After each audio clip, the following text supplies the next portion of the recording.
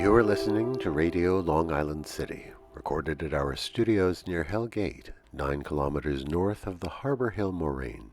And now, the Observatory. The Observatory, Tuesday the 9th of December, 2025. It is 78 days after the fall equinox. It is 12 days before the winter solstice. By the French Republican calendar, it is the 19th day of Frimaire, the day of the Sabine, the Savin juniper. The sun rises today at 7:08 a.m. Solar noon takes place today at 11:48 a.m. The sun sets today at 4:28 p.m. Civil twilight ends at 4:59 p.m. and nautical twilight ends at 5:33 p.m. The length of daytime today is 49 seconds shorter than yesterday. The moon is in its waning gibbous phase and is 72% full at midday. The third quarter will arrive on Thursday, the 11th of December. These are the predicted tides today for Horn's Hook. In the wee hours, high tide, 2:13 a.m., 1 meter 31. In the morning, low tide, 8:05 a.m., 15 centimeters. In the afternoon, high tide, 2:23 p.m., 1 meter 34. In the evening, low tide, 8:45 p.m., 0 centimeters. In our shared realm of plants and animals, while our local flock of Canada geese seems to have gone, there are some migrators who like to overwinter right here. Among these is the bufflehead duck, a small diving duck with an iridescent black plumage on the front of its head and a large white patch on the back. It flies down from Canada and likes areas where the water doesn't fully freeze up. The reservoir in Central Park is an important gathering place for these birds. Cardinals and downy woodpeckers are also out and about in wilder areas of the city. They are year-round New Yorkers, and the sight of a red male cardinal on a gray overcast day is a bright splash of color in the drab landscape. Commemorations. On this day in 1793, New York City's first daily paper published its first edition.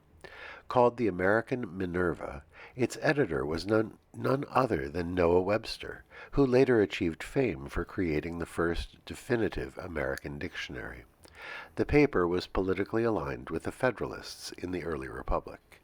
It was published on Wall Street, near the Tontine Cafe House, an early center of trade.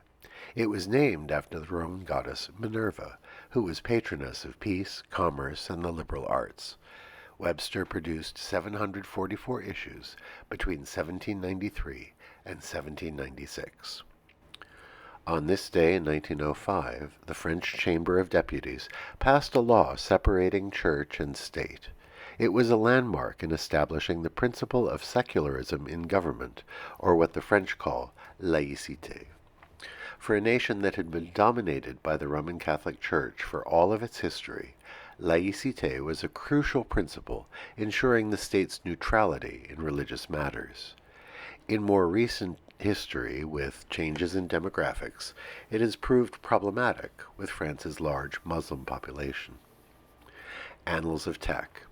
On this day in 1968, the computer researcher Douglas Engelbart made the mother of all demos at the Computer Society's Fall Joint Computer Conference in San Francisco. He walked the audience through the workings of the NLS, or online system. For the first time, people could see functioning computer windows, hypertext, graphics, efficient navigation and command input, video conferencing, the computer mouse, and word processing.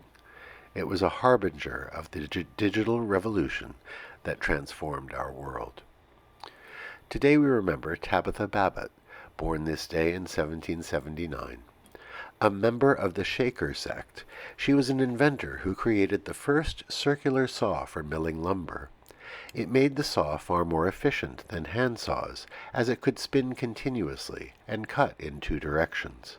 She was inspired by the motion of her own spinning wheel. Out of respect for the Shaker's communitarian practices, she never patented or profited from her invention. Remember Tabitha Babbitt today. Finally, today is Lutefisk Day, also known as Anna's Day in Sweden. Lutefisk is dried codfish that requires an elaborate rehydration process. Some think it has an obnoxious odor, but it is a Nordic favorite. To prepare for Christmas, the lutefisk should begin being soaked today. Happy Lutefisk Day to all who celebrate it. And that is the Observatory, Tuesday the 9th of December, 2025.